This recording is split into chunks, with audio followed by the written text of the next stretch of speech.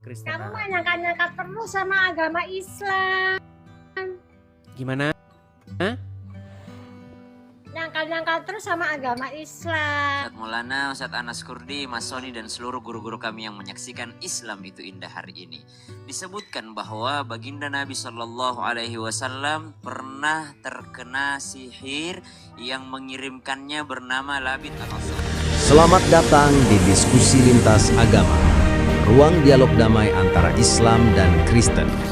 Bersama Wayang Channel, kita mencari kebenaran, bukan kemenangan. Apa yang mau Anda utarakan? Silahkan. Saya kasih kesempatan nih ya bagi yang muslim-muslim. Ya, silahkan. Saya ingin tanya ya. Apa itu? Saya ingin tanya ya. Sama Apa Mas itu? Edis ya. Hmm. Ini Mas Edis itu seorang pendeta atau apa ya? Bukan. Saya bukan pendeta. Saya juga tidak menggembalakan jemaat. Tidak. Saya ini seorang apologis. Seorang yang menjawab tuduhan-tuduhan terhadap kekristenan. Misalnya orang Islam berkata, jangan kau tuhankan manusia. Hai manusia, maksudnya orang Kristen. Ya. Jangan kau menuhankan manusia. Oh, gitu. Saya jawab, hai umat Islam, jangan kau tuhankan Muhammad. Itu contohnya kayak begitu.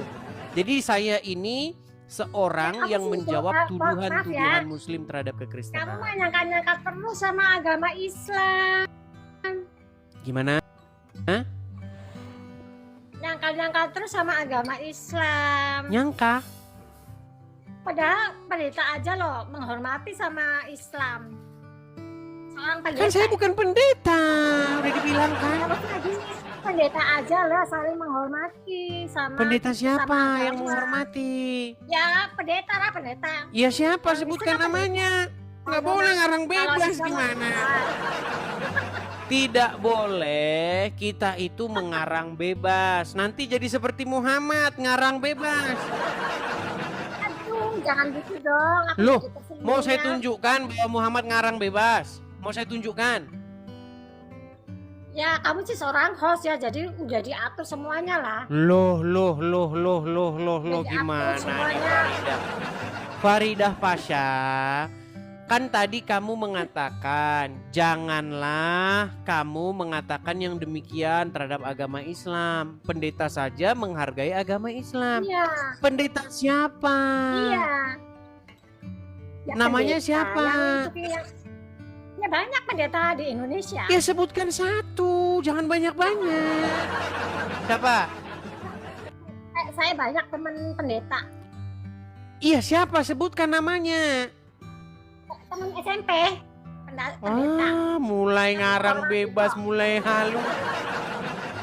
Janganlah kamu berhalusinasi, membuat-buat sesuatu yang tidak ada menjadi ada. Nanti Anda seperti Muhammad, tukang halu. Loh, Anda tidak tahu Muhammad berhalusinasi?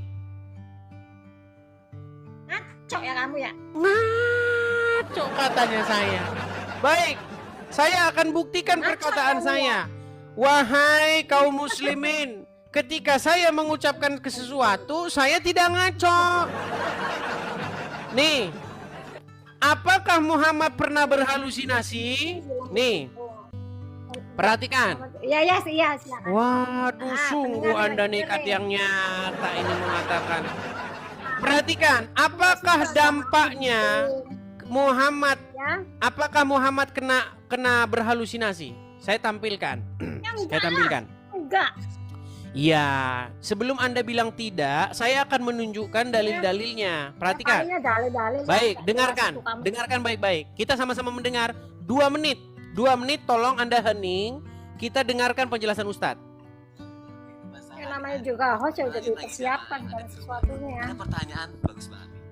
Benar gak sih Rasulullah pernah terkena sihir atau guna-guna? Lalu seperti apa nih kisah Rasulullah ketika terkena sihir atau guna-guna? Kita tanya sama Ustadz. Silakan Ustaz. Bismillahirrahmanirrahim. Tabe guruku Ustaz Maulana, Ustaz Anas Kurdi, Mas Soni dan seluruh guru-guru kami yang menyaksikan Islam itu indah hari ini.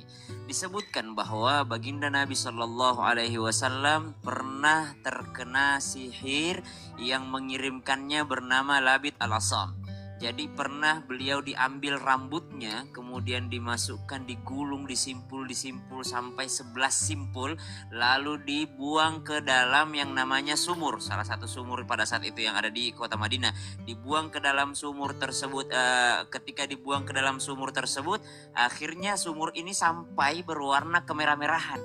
Jadi disebutkan bahwasanya ketika turun ini yang namanya rambut Rasulullah SAW bersama dengan kurma, dipakainya kurma kering untuk yang namanya bahan untuk yang namanya menyimpul-nyimpul rambutnya Rasulullah Sallallahu Alaihi Wasallam. Dan efeknya kepada baginda Nabi Sallallahu Alaihi Wasallam, Rasulullah itu sampai demam tinggi sehingga berhalusinasi. Berhalusinasi sehingga Muhammad halu. Itu dari Loh, dari gimana ini? Itu dalam acara TV di Trans TV. Dalam acara Islam itu indah. Saya nonton Muhammad halu, di situ dikatakan halu.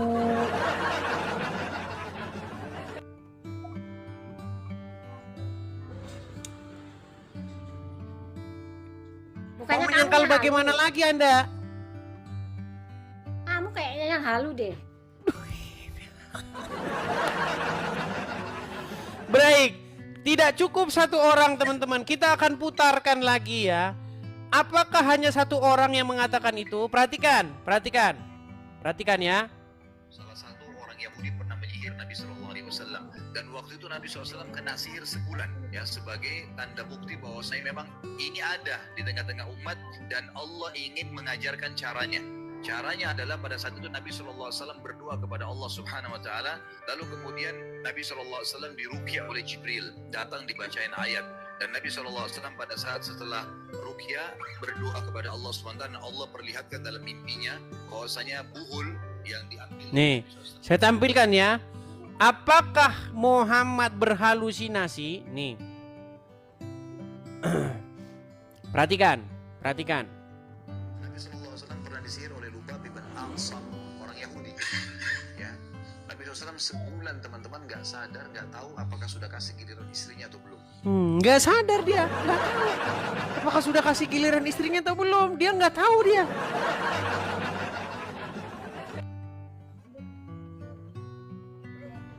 Nah, saya mau tanya itu ya. masih perkara Saya tanya. kecil. Halusinasi Muhammad yang paling tinggi, yang berdampak besar kepada dunia ini adalah dia mengatakan bahwa di dalam Injil, di dalam Taurat tertulis namanya. Itu halunya Muhammad yang kalian percaya itu.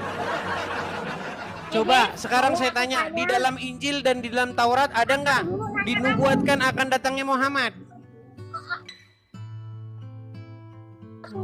Sinyal saja Anda sudah macet-macet. Beli sinyal dulu sana. Beli sinyal dulu.